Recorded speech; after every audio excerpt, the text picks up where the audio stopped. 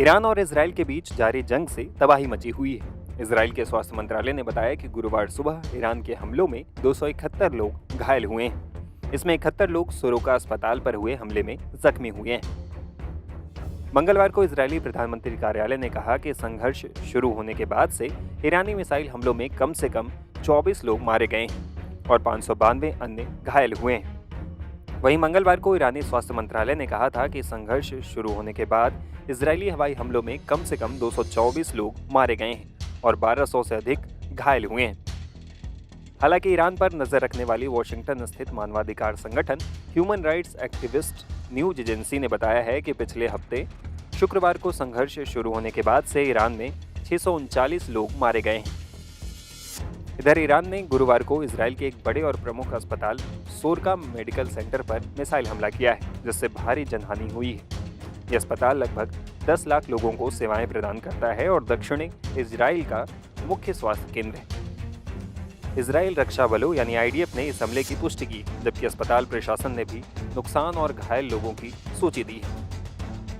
इधर इस हमले के बाद इजराइल के प्रधानमंत्री बेंजामिन नेतन्याहू ने कहा है कि वो ईरान के परमाणु खतरों को पूरी तरह से खत्म कर देंगे। वहीं ईरान इजराइल युद्ध को लेकर डिफेंस एक्सपर्ट्स क्या कहते हैं, ये भी सुनिए। देखिए, इजराइल और ईरान के बीच का ये जो युद्ध चल रहा है, इसका आगे आने वाला जो भविष्य इस बात पर निर्भर करेगा कि ईरान अपने नाभिकी कार्यक्रम को किस दिशा में ले जाता है। यदि वो अपने नाभिकी कार्यक्रम पर लगाम लगा लेता है और अमेरिका के साथ जो नई डील की जो बातचीत चल रही है उसके लिए सहमत हो जाता है, साइन वो डील कर लेता है, तो ऐसे में ये जो जंग है वो रुक सकती है और एक शांति की स्थापना हो सकती है। लेकिन यदि ईरान अपने नाभिकी कार्यक्रम को और अधिक तेज गति से आगे बढ़ाता है, अपने यूरेनियम इनरिचमेंट के प्रोग्राम को तेज गति से आगे बढ़ाता है, तो ऐसे में आने वाले समय में न सिर्फ इजराइल बल्कि यूनाइटेड स्टेट्स ऑफ अमेरिका भी ईरान के जो न्यूक्लियर इंस्टॉलेशंस हैं उस पर कोई सीधी कार्रवाई कर सकता है और जो ईरान के जो डीप अंडरग्राउंड जो न्यूक्लियर फैसिलिटीज हैं उसको अमेरिका भी सीधे हमले के माध्यम से हिट कर सकता है। अमेरिका के पास वो कैपेबिलिटीज हैं,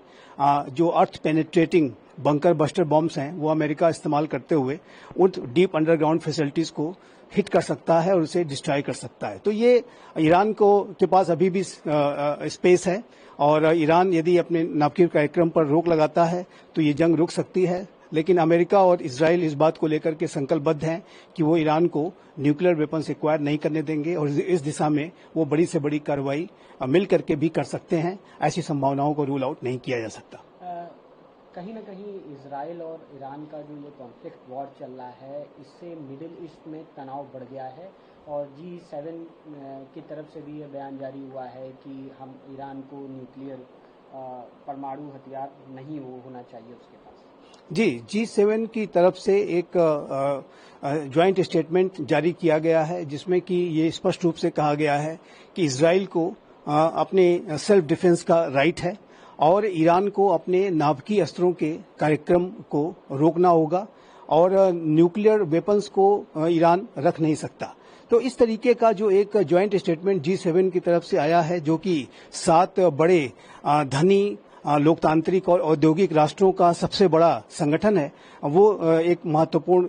बयान है और ईरान के ऊपर ये जाहिर है कि इससे और अधिक दबाव बढ़ेगा कि ईरान अपने नाभिकीय अस्त्रों के हासिल करने के कार्यक्रम को त्यागे, उस पर रोक लगाए और वो किसी तरीके से यूरेनियम इनरिचमेंट को आगे न बढ़ाए। और G7 का ये बयान भी जाहिर है कि ईरान के लिए एक भारी दबाव का कारण बनेगा, ये स्पष्ट रूप से दिखता है। लेकिन मिडिल ईस्ट में तनाव भी बढ़ गया है काफी। देखिए, मिडिल ईस्ट में जो तनाव की स्थिति है वो लगातार बनी हुई है। पहले से ही जो इजराइल और हमास के बीच का युद्ध है वो चल रहा था और ऐसे में अब ईरान और इजराइल के बीच का जो डायरेक्ट एक युद्ध शुरू हो गया है और यदि ये युद्ध फर्दर एस्केलेट करता है तो ये तनाव और अधिक बढ़ेगा और ये जो पूरा युद्ध है इसकी जो वर्तमान की स्थिति है उसमें जो विश्व के जो एनर्जी सप्लाई चेन्स हैं वो प्रभावित हो रहे हैं, जो ऑयल सप्लाई रूट्स हैं वो प्रभावित हो रहे हैं और यदि इस युद्ध का एस्केलेशन होता है, स्टेट ऑफ हॉर्मुज को यदि ईरान ब्लॉक कर देता है तो ऐसे में जो ऑयल सप्लाई रूट्स हैं वो गहरे तरीके से बाधित होंगे और ऐसे में जो पूरे विश्व के एनर्जी सप्लाई चेन्स पर इसका नकारात्मक असर पड़ेगा। तेल के जो दाम हैं वो और अधिक बढ़ेंगे। तो ये जो स्पष्ट रूप से दिखता है कि वर्तमान समय में जो इजराइल और ईरान के बीच के युद्ध की वजह से पूरे मिडिल ईस्ट रीजन में एक व्यापक तनाव की स्थिति व्याप्त हो गई है और ये तनाव आने वाले समय में ईरान का यदि यूरेनियम एनरिचमेंट का प्रोग्राम और अधिक आगे बढ़ता है तो ये तनाव और अधिक गहरा सकता है और इससे जाहिर है कि पूरा विश्व भी प्रभावित होगा। भारत तो इससे प्रभावित निसंदेह होगा ही। नेतन्याहू ने कहा है कि खामेनेई जो ईरान का सबसे बड़ा लीडर है उसकी हत्या से ही ये विवाद खत्म होगा। देखिए, इसमें कोई दो राय नहीं होना चाहिए कि इजराइल का जो अल्टीमेट लक्ष्य है वो ईरान में रिजीम चेंज को कराने का है, क्योंकि नेतन्याहू इस बात को मानते हैं कि जो ईरान की जो इस्लामिक रिजीम है वो पूरे इजराइल के अस्तित्व के लिए खतरा का कारण बन सकती है। और जो ईरान में जो 1979 के इस्लामिक रिवॉल्यूशन के पहले जो शाह का शासन था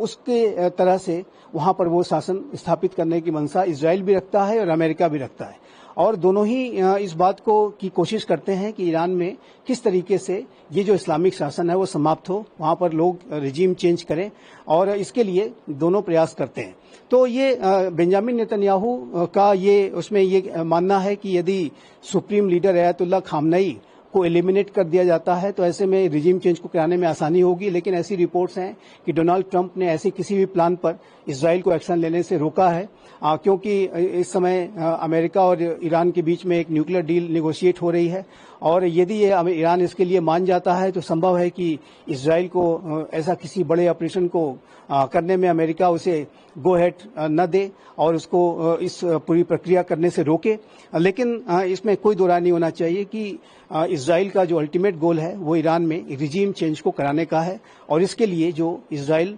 समय समय पर अपने जो प्रयास हैं या साजिशें हैं वो अवश्य करता है। अमेरिका भी इस मंसूबे को रखता है और अमेरिका भी ये चाहता है कि जो 1979 का जो इस्लामिक रिवॉल्यूशन हुआ था उसके पहले की जो ईरान में स्थिति थी, शाह का जो शासन था वैसे ही स्थापित हो और अमेरिका के अंदर भी जो 1979 के इस्लामिक रिवॉल्यूशन की वजह से जो वहां के अमेरिकन एम्बेसी की जो लंबे समय तक सीज हुई थी उसकी जो टीस है वो अमेरिका के अंदर भी रहती है। तो अमेरिका भी चाहता है कि वहां पर रिजीम चेंज हो और फिर से ईरान वैसा ही बने जैसा कि शाह के समय में का ईरान था। इजराइल और ईरान की कॉन्फ्लिक्ट वॉर में अब जो ईरान में भारतीय दूतावास है उसने एक एडवाइजरी जारी की है और एक खास अपील की गई है कि जो भारतीय हैं वहां से अब निकले। साथ ही डोनाल्ड ट्रंप ने भी कहा है कि अमेरिकी नागरिक ईरान छोड़कर वापस आए। देखिए, ये बात बिल्कुल स्पष्ट है कि इजराइल और ईरान के बीच की जो स्थिति है इस समय युद्ध की वो भयावह रूप ले सकती है और भी अगर इस पूरे युद्ध का एस्केलेशन होता है तो इसमें बड़ी संख्या में जो आम लोग हैं वो मारे जा सकते हैं। तेहरान में जो विशेष रूप से स्थितियां काफी विकट हो सकती हैं और ऐसी आशंकाओं को ध्यान में रखते हुए, इस युद्ध के एस्केलेशन की आशंकाओं को ध्यान में रखते हुए भारत ने भी अपने नागरिकों को एडवाइजरी जारी की है कि वो जल्द से जल्द तेहरान छोड़ दें। उसी तरीके की जो एडवाइजरी है वो अमेरिका ने जारी की है। डोनाल्ड ट्रंप ने स्वयं इस बात को जब G7 के वो सम्मेलन से पूर्व निर्धारित जो कार्यक्रम के पहले ही वो जब वापस आ रहे थे तो उन्होंने अपने सोशल मीडिया ट्वीट में कहा कि अमेरिकी नागरिकों को तुरंत ही तेहरान छोड़ देना चाहिए, क्योंकि तेहरान में जो स्थितियां हैं वो विकट हो सकती हैं और यदि आम नागरिक उसमें हताहत होते हैं तो जाहिर है कि वो पूरे अमेरिका के लिए भी, भारत के लिए भी, जहां कहीं के भी नागरिक है उस राष्ट्र के लिए बहुत ही चुनौती की स्थिति में वो जा सकता है। और भारत भी अपने नागरिकों को ऐसी एडवाइजरी इसी वजह से जारी कर रहा है क्योंकि समय रहते वो लोग अपने इस तेहरान की स्थितियों को ध्यान में रखते हुए और इसको तुरंत ही छोड़ दें, नहीं तो उनका जो जीवन है वो खतरे में पड़ सकता है। तो ये महत्वपूर्ण एडवाइजरी है जिसको कि जो भी भारतीय नागरिक वर्तमान समय में तेहरान में हैं या पूरे ईरान में जहां कहीं भी हैं उनको तुरंत ही ईरान छोड़ने की तैयारी करनी चाहिए और तुरंत से जल्द ईरान छोड़ देना चाहिए।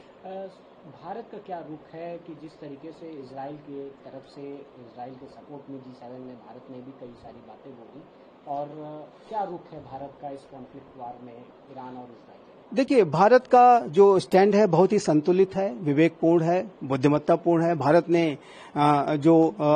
विदेश मंत्रालय के स्तर पर जो बयान जारी किए उसमें ये स्पष्ट रूप से कहा कि ईरान को और इजराइल दोनों को रिस्ट्रेंट बरतने की आवश्यकता है और डी एस्केलेशन की तुरंत आवश्यकता है। ये जो पूरी सिचुएशन और अधिक आगे फर्दर एस्केलेट न करे, ये इन दोनों देशों के हित में है। लेकिन जहां तक इजराइल के साथ भारत के संबंधों का प्रश्न है तो वो भी बहुत ही मित्रतापूर्ण है, लेकिन ईरान के साथ भी भारत के एक सिविलाइजेशनल टाइज हैं और भारत ईरान का भी एक सहयोगी और मित्र राष्ट्र है और वहां पर चाबहार का पोर्ट भी हम बना रहे हैं। तो दोनों ही राष्ट्र भारत के मित्र राष्ट्र हैं और इसी वजह से भारत का जो दृष्टिकोण और सलाहकारी जो बयान है वो यही है कि दोनों डी एस्केलेट करें, तुरंत ही इसको डी एस्केलेट करें, आगे इसको फर्दर न बढ़ने दें और रिस्ट्रेंट बरतें। लेकिन जहां तक ईरान के न्यूक्लियर प्रोग्राम का प्रश्न है तो भारत ने पहले भी ईरान के न्यूक्लियर प्रोग्राम को लेकर के IAEA के अनेक रेजोल्यूशंस में ईरान के विरुद्ध वोट किया था और ईरान का जो न्यूक्लियर वेपन प्रोग्राम है वो भारत इस बात को मानता रहा है कि वो पूरे मिडिल ईस्ट रीजन के लिए डिस्टेबलाइजिंग हो सकता है और इसी वजह से ईरान को अपने नापाकी प्रोग्राम पर लगाम लगाने चाहिए। ये भारत का एक पहले का रुख हमेशा से रहा है और भारत ये चाहता है कि जो वहां पर सिचुएशन बनी है वर्तमान समय में उसका जो समाधान है वो नेगोशिएटिंग टेबल पर बातचीत के माध्यम से दोनों राष्ट्र निकालें, रिस्ट्रेंट बरतें और किसी भी तरीके का ऐसा स्टेप न लें कि जिससे कि जो पूरी सिचुएशन है वो और अधिक एस्केलेट करे।